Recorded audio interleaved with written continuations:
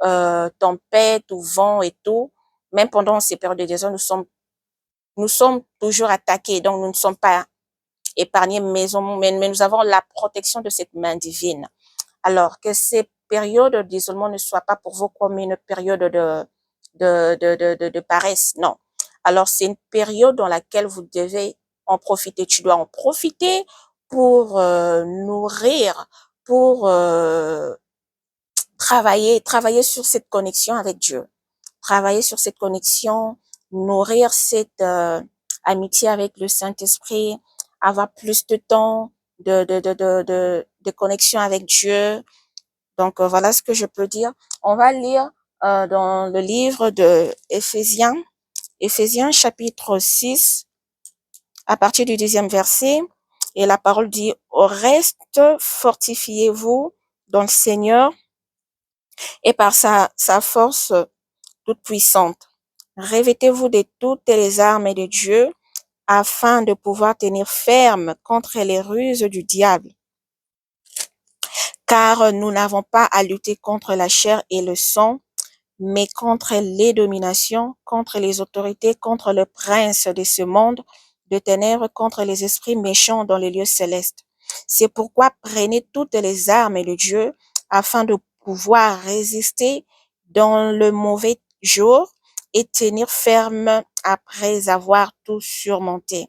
Tenez donc ferme, ayez à vos reins la vérité pour ceinture, revêtez la cuirasse de la justice, mettez pour chaussures à vos pieds le zèle que donne l'évangile de paix, prenez par-dessus tout cela le bouclier de la foi avec lequel vous pourrez éteindre tous les traits enflammés du malin. Prenez aussi le casque du salut et l'épée de l'esprit qui est la parole de Dieu. Faites en tout temps par l'esprit toutes sortes de prières et de supplications. Veillez à cela avec une entière persévérance et priez pour tous les saints. Alors, comme nous venons de le lire, nous comprenons que pendant cette période, c'est une période, ce n'est pas une période de distraction, c'est une période dans laquelle vous devez travailler sur votre état spirituel. Alors, les armes sont là telles que je viens de le lire. Vous pouvez le relire à la maison, Éphésiens chapitre 6, à partir du 10e au 18e verset. Alors, vous comprenez que la prière est très importante pour un élu ou un saint. Alors, nous sommes tous enfants de Dieu, que vous soyez élus ou saints, nous avons tous une mission. Nous avons tous quelque chose à accomplir parce que en chacun de nous, il y a une destinée que Dieu a placée. Alors, nous comprenons que là, on nous demande de prier, d'avoir une vie de prière constante, une vie de prière régulière, toujours être en connexion avec Dieu. Et c'est ce qui fera, en fait, la force de ton âme, la force de ton esprit. C'est ce qui fera ce que le diable puisse fuir, parce que même en étant dans le désert, le diable poursuit les enfants de Dieu. Il le poursuit. Nous avons plusieurs exemples que nous pouvons donner. L'histoire de David dans les déserts, il a été poursuivi par Saoul et plein de choses. Jérémie a été poursuivi. Donc, il y a beaucoup d'histoires dans la Bible qui nous montrent que lorsque Dieu prépare son enfant, il l'éloigne premièrement, il l'écarte, il l'isole. Et puis, il fait un travail en lui, il le prépare parce qu'il sait que lorsque son temps viendra pour sortir, il devra faire face à beaucoup de choses. Et cette préparation est en fait justement pour comment dire, pour le remplir, pour comment dire, pour l'occuper, pour le charger, en fait, le charger de toutes ces armes que nous venons de voir, euh, afin d'être capable de faire face à tout vent. Alors, parmi ces armes spirituelles, nous avons vu la justice, nous avons vu euh, toutes ces différentes caractéristiques, si je peux dire comme ça, de toutes ces armes spirituelles. Donc, vous comprenez que c'est un travail qui se fait et dans la vie d'un enfant de Dieu, dans la vie d'un saint, d'un élu. Donc, c'est pas par hasard, c'est pas pour rien que nous sommes isolés. Donc, il y a un travail qui doit se faire. Donc, ce travail qui se fait, donc, c'est en fait pour nous préparer pour cette mission qui nous attend devant. Vous comprenez, pour ces grands travaux qui nous attendent là dehors. Alors, comme on dit par exemple, tenez donc ferme, ayez à vos reins la vérité comme ceinture pour ceinture. Donc, vous comprenez que la vérité, ça doit être présent dans la vie d'un enfant de Dieu. Vous comprenez? Revêtez-vous de la cuirasse qui est la justice. Donc, vous comprenez que ce sont là des choses que Dieu veut que son enfant ait en lui.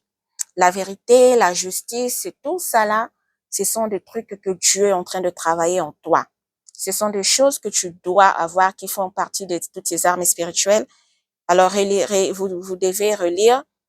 Tu peux relire ces passages que le Saint-Esprit t'aide à comprendre cela, à discerner ces passages bibliques. Donc, durant cette période d'isolement, alors, donc, c'est un travail sur ta personne qui est un travail qui se fait avec le Saint-Esprit qui t'accompagne tout au long de ton parcours. Donc, tu n'es pas seul. Il t'accompagne. Donc, c'est le brisement, c'est le brisement sur ton caractère, sur ton comportement et autres. Donc, tout cela doit être présent en nous. Donc, s'il n'y avait pas de vérité, vous devez avoir la vérité parce qu'un enfant de Dieu c'est une personne qui a la vérité en lui, c'est une personne qui a la justice, qui n'aime pas l'égoïsme, qui n'aime pas l'injustice, qui ne calomnie pas, tout ça. Alors, pendant ces périodes de désert, Dieu va travailler ta personne.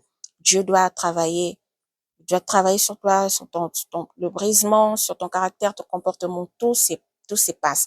Donc, il y aura des moments où tu seras peut-être seul et comme ça, et puis tu vois des idées qui te viennent dans la tête, tu vois des films qui reviennent, des histoires passées, des situations dans lesquelles tu te retrouvais dans le passé, que tu n'avais pas compris ou que tu n'avais pas saisi. Mais pendant que tu es dans le désert, le Saint-Esprit c'est comme un rebobinage. Hein. Le fait, donc c'est comme tu es dans l'introspection. Donc, tu revois tout ce qui est passé, tout ce qui est déjà passé, qui te revient dans la tête, et tu entends une voix intérieure qui t'enseigne sur ton passé, qui te montre tes fautes, qui te montre tes erreurs, qui te montre là où tu as trébuché, là où tu as commis des erreurs et tout ça là te revient et le Saint-Esprit t'enseigne au même moment. Donc, tu es en train d'être transformé pendant cette période. Donc voilà, donc durant cette période, le Saint-Esprit te met dans un état d'introspection, de rebobinage sur toi-même, sur ta personne. Alors, donc le faux qui était en toi va commencer à disparaître petit à petit euh, pendant cette période, pendant cette traversée du désert. Et, euh, et une transformation qui, euh, qui te mène jusqu'à ta délivrance totale. Donc, c'est pour que tu puisses euh, enfin recevoir cette délivrance, la délivrance de ton âme, la liberté de ton âme, pour enfin obtenir ta sortie du désert, le revêtement de ta nouvelle version et de la puissance de Dieu, parce qu'en sortant du désert, tu seras couvert. Tu seras couvert par son ombre, par sa puissance. Tu ne seras plus la même personne. Donc, ce serait une transformation divine qui sera remarquable aux yeux de tous, que personne ne pourra ne pas voir. Donc, c'est quelque chose qui sera ouvert, euh, visible aux yeux de tous. Et on verra que tu n'es plus la même personne parce que tu viens de passer par le feu. Tu as été taillé par Dieu, par sa main puissante et tu n'es plus la même personne. Alors, dans les déserts, il y a plein de choses qui se font. Il y a il y a un grand travail que Dieu est en train de faire dans ta vie. Donc, il n'y a pas que rester là. Non. Il accepter cette condition, accepter euh, cet isolement, c'est pour votre bien. C'est pour votre bien, ce n'est pas une punition. Dieu sait pourquoi il le fait.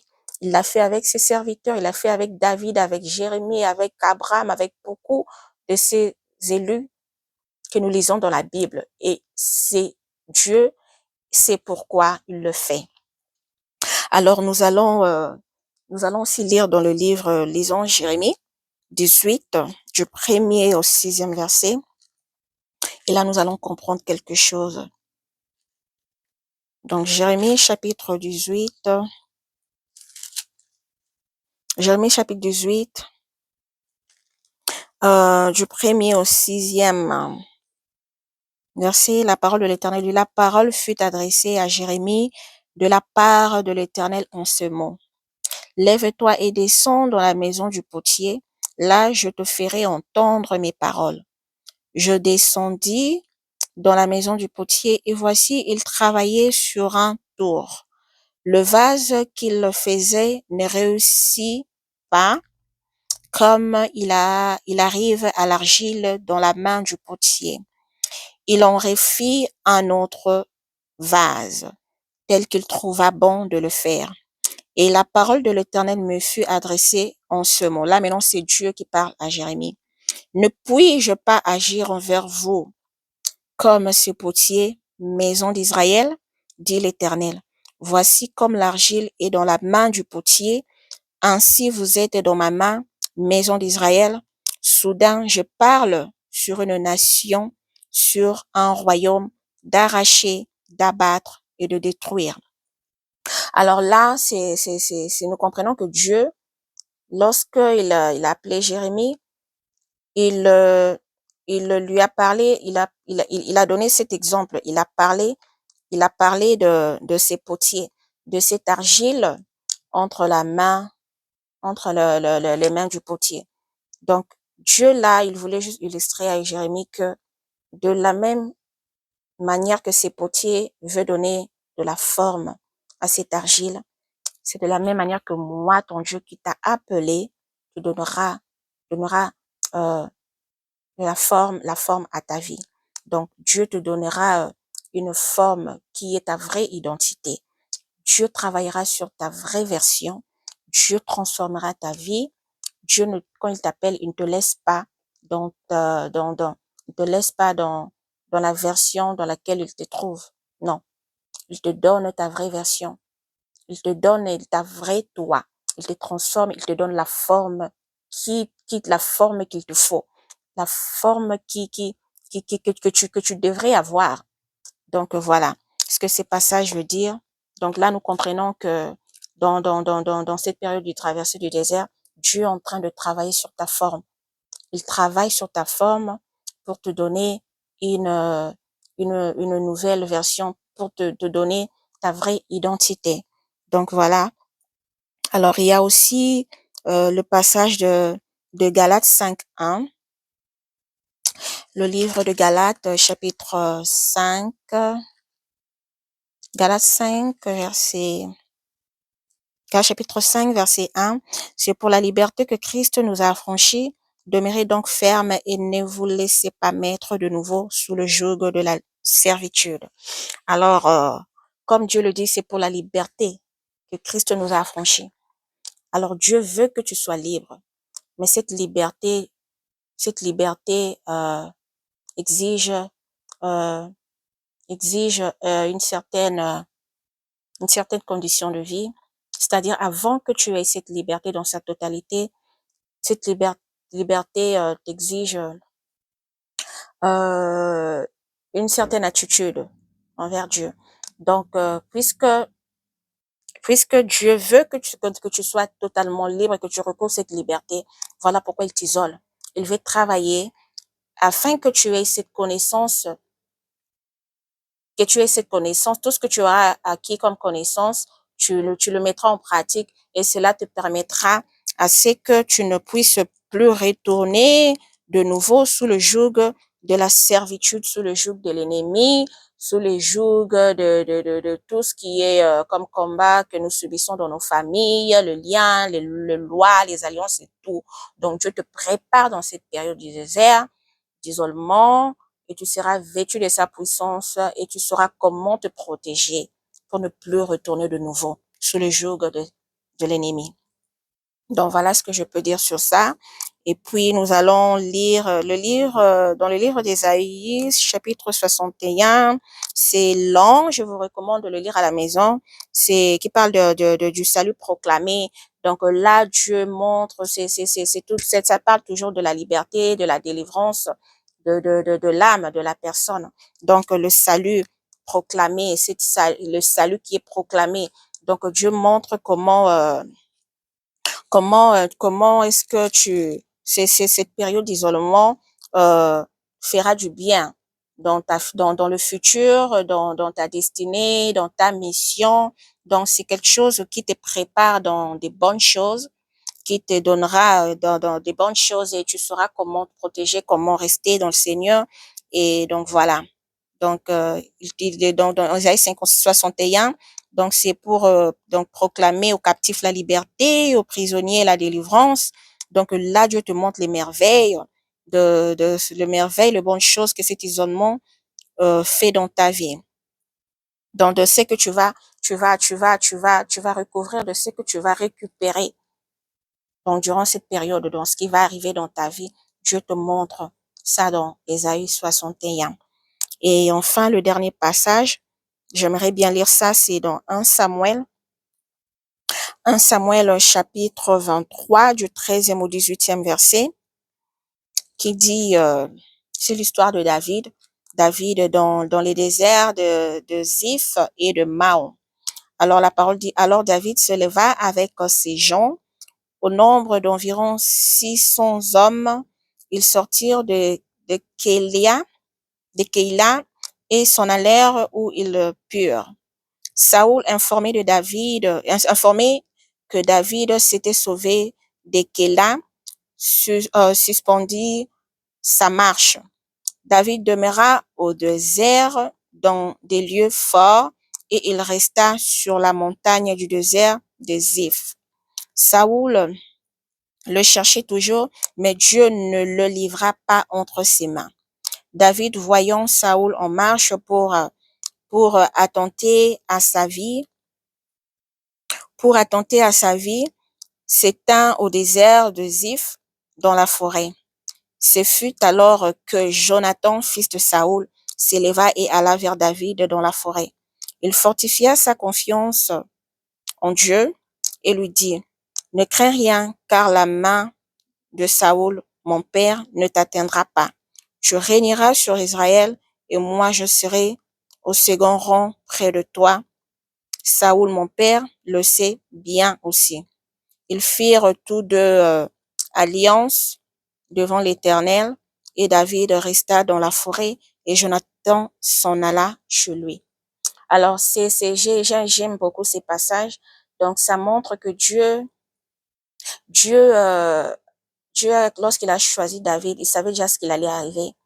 Alors, Dieu a marché avec David dans ses parcours. Nous savons déjà que l'histoire de David, David était un enfant né d'une grande famille, mais il était un peu écarté, un peu isolé, si je peux dire comme ça. C'était lui qui s'occupait plus du bétail, des animaux de son père dans la brousse. Il était tout le temps seul en train de faire de travailler.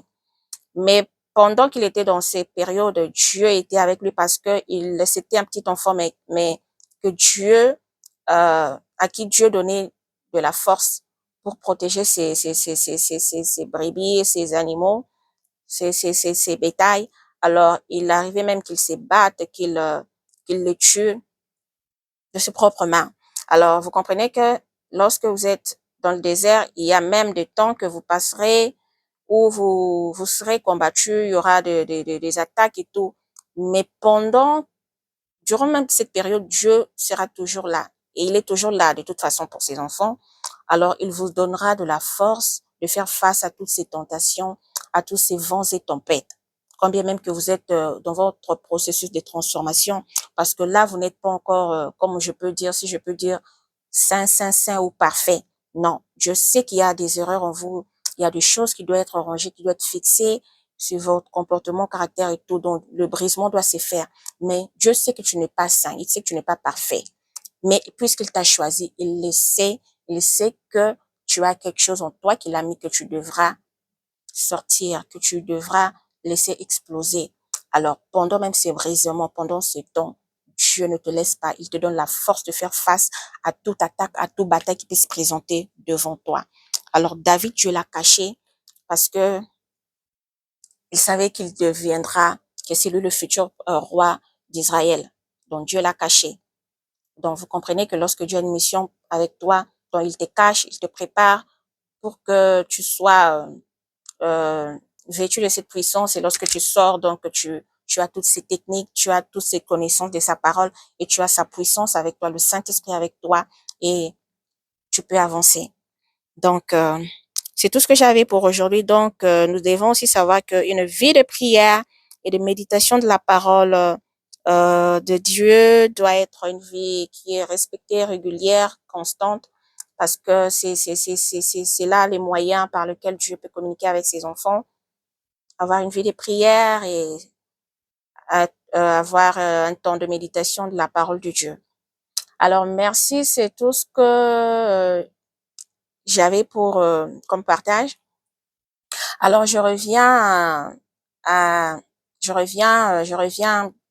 très bientôt avec une nouvelle vidéo sur un autre sujet que nous aurons, euh, que nous aurons à partager ensemble. Alors, que Dieu vous bénisse et que la main de l'Éternel soit sur vous, sur vos familles, que sa main puissante soit une protection, que sa main, que son bouclier que son sang soit un bouclier pour vous et pour vos familles et que le Saint-Esprit vous guide et qu'il soit votre conseiller, votre professeur, votre ami de tout le temps, qu'il vous guide dans vos pas, dans tout ce que vous entreprenez, que le Saint-Esprit soit votre guide parfait. Alors, soyez bénis, que le sang de Jésus vous couvre et que sa main soit sur vos familles. Je vous remercie et à la prochaine. Bye.